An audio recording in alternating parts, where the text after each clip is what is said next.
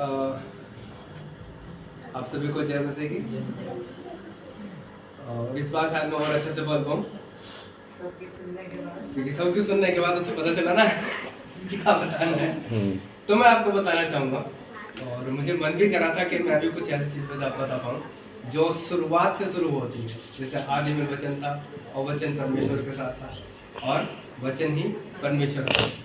तो मैं मुश्किल से 1 या 2 साल का होऊंगा, मुझे भी नहीं पता कितने साल का होऊंगा। मम्मी ने मुझे कोई कहानी बताई। हुआ क्या कि मैं पता नहीं किसी तरह से बेहोश हो गया था या एक तरह से मर ही गया था, मुझे नहीं पता। सांस बिल्कुल खत्म हो गई थी। मम्मी इस तरह से मुझे बताती थी कि इस तरह से ऐसा हो गया था, ठीक है। तो जब मैं बड़ा हुआ मुझे तब पता चली कि जब मैं वचन पढ़ना शुरू किया धीरे धीरे, तब मुझे पता चली कि परमेश्वर ने मुझे पहले से ही गर्भ में चुन लिया था। हालेलुया। मुझे पता चली बाद में, और इसके कई सारे चिन्ह हो सकता है मैं सारे आज बता पाऊँ। तो पहले क्या हुआ, पहले तो कोई वहाँ पर कोई गुड़िया थी गांव में, मतलब मडोली में, मैं यही पता था, ठीक है। तो उस वक्त वो कोई बुढ़िया थी और वो जड़ी बूटी ला करके उसको पीस करके पिला दिया और थोड़ी देर बाद वो ठीक हो गया। ये जिस तरह से मुझे बताया गया वैसे है, बाकी तो मुझे नहीं पता स्पेशली क्या हुआ था, ठीक है। तो धीरे धीरे मैं बड़ा होता चला गया। मैं पढ़ने में बहुत बिल्कुल ही खराब था।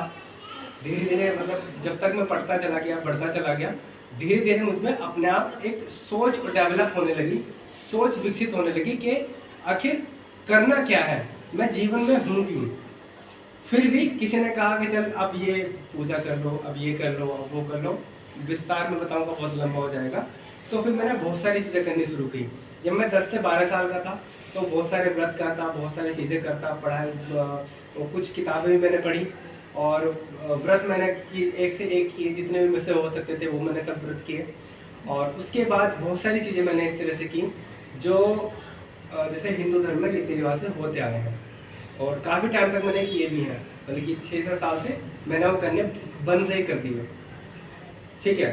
और इस तरह से चीज़ें होती चली गई। फिर मेरे को पता चला, मैं धीरे धीरे परेशान होता था कि मेरी फैमिली में कुछ घटनाएं घटती रही। जैसे कि मेरे बड़े भाई की शादी हुई, उसके बाद परिवार होने लग गया। मेरी मम्मी की तबीयत खराब हो गई। मम्मी को ब्रेन कैंसर हुआ, यानी कि दिमाग का कैंसर हुआ, जिसे ट्यूमर कहते हैं। ट्यूमर होने लगा और 2.5-3 साल के बाद उनकी डेथ हो गई, और उनकी डेथ भी मतलब मेरे सामने ही हुई, ठीक है। उसके बाद फिर पापा की रिटायरमेंट हुई।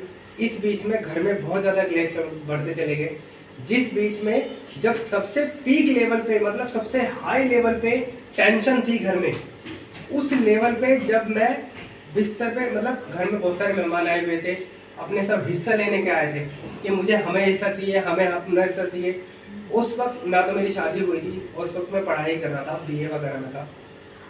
उस वक्त ऐसी हालत हो गई थी कि मैं करूँ तो करूँ क्या। रात में, दिन में, जब देखो सर में इतना दर्द, ऊपर से मेरे अस्थमा की और साइनस की मुझे बहुत सारी बीमारी, वो उस वक्त तो पीक लेवल पर हो गई थी।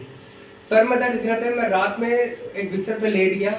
मैंने कहा मुझे नहीं पता कौन है, मैंने सबके नाम लिए जितने मैं ले सकता था, सबके नाम लिए। फिर आखिर में मैंने एक चीज़ बोली, मैंने कहा अगर इन नाम से भी पर कोई अलग नाम है। फिर मुझे याद आया कि मेरी मम्मी बीमार होने से पहले एक वहाँ पर चर्च में जाते थे, जहाँ पर बड़ा चर्च बन चुका है मंडोली, जहाँ पे बैंक वाली।